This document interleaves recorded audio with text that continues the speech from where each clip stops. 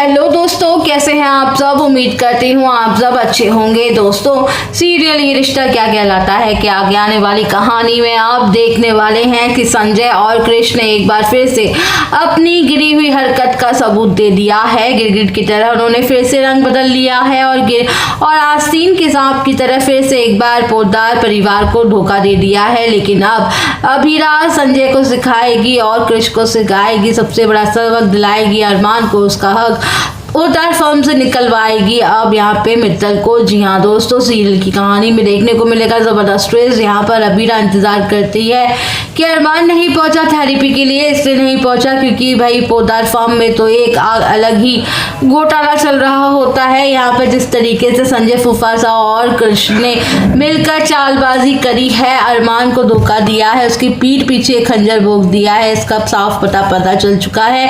अपने ही नहीं होते हैं वक्त आने पर, क्योंकि यहाँ पर अरमान ने कितना कुछ किया परिवार के लिए, संजय फूफासा के लिए, कृष्ण के लिए, लेकिन एंड में इन दोनों ने हमेशा की तरह धोखा ही दिया। यहाँ पर जो शेयर्स थे ना, वो यहाँ पर संजय और कृष्ण ने मिलकर अरमान को शेयर्स जो थे वो सबसे ज़्यादा वो ले लिए होते हैं लोग। अब शेयर जो होते हैं वो बांट चुके होते हैं।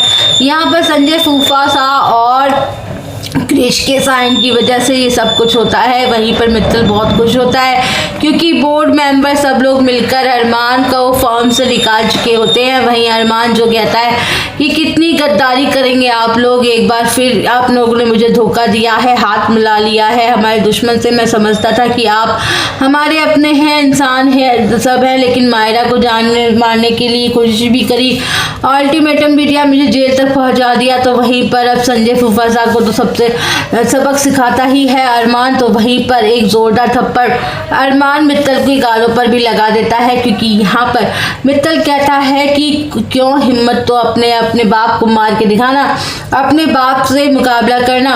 वो अपने आप को कुछ तो कर रहा होता है, तो यानी कि अब वह ललकार रहा होता है सीधे तौर पर अरमान को। अरमान ये बर्दाश्त नहीं कर पाता है और दिखा देता है कि उसके अंदर कितनी हिम्मत है। ऐसे में यहाँ पर घर में जाकर अभीरा जो है वह बात सबको बताती है कि यहाँ पर विद्या का गुस्सा फूट पड़ता है संजय के ऊपर। और तो वहीं पर अभीरा ने कॉलर पकड़ लिया है कृष्ण का और यहाँ पर संजय फूफासा को रोकते हैं और अभीरा को। तो अभीरा कहती है कि सियार को शेरनी पर हारते हुए कोई जरूरत नहीं कभी नहीं देखा है, और जिसके पास सच्चाई होना उसको आवाज़ ऊंची करने का पूरा हक है, झूठ की आवाज़ नहीं होती है। तो यहीं पर अभीरा ने ठान लिया है कि वह अरमान को उसका हक वापस दिलवा के रहेगी। अरमान के साथ वाकई में धोखा हुआ है, अरमान के साथ कुछ भी हुआ है, गलत हुआ है। विद्या, काजल, संजय, कृष्ण सब लोगों ने उसको मिलकर धोखा दिया है। अरमान काफ़ी ज़्यादा टूट जाता है। अरमान ने परिवार के लिए हमेशा खड़ा रहा है, अरमान ने फर्म में इतनी जान डाली है, कितनी मेहनत की है, और एक बार झटके में इसको सब कुछ छीन लिया। और किसने किया है ये? संजय फूफासा और कृष्ण ने मिलकर, यानी कि इन दोनों ने ये मित्तल का हाथ मिलाया है और सब कुछ हड़प लिया है। इसलिए अरमान को फर्म से निकाल दिया गया है। एक बार तो बैठकर सोल्यूशन निकालते, लेकिन इन्होंने कुछ नहीं समझा और फ़ायदा हो रहा है मित्तल का, तो अरमान को निकाल दिया है। इसलिए अब क्या नुकसान होगा इन लोगों को, सारी साजिशों की कड़ी अब आ चुकी है सबके सामने।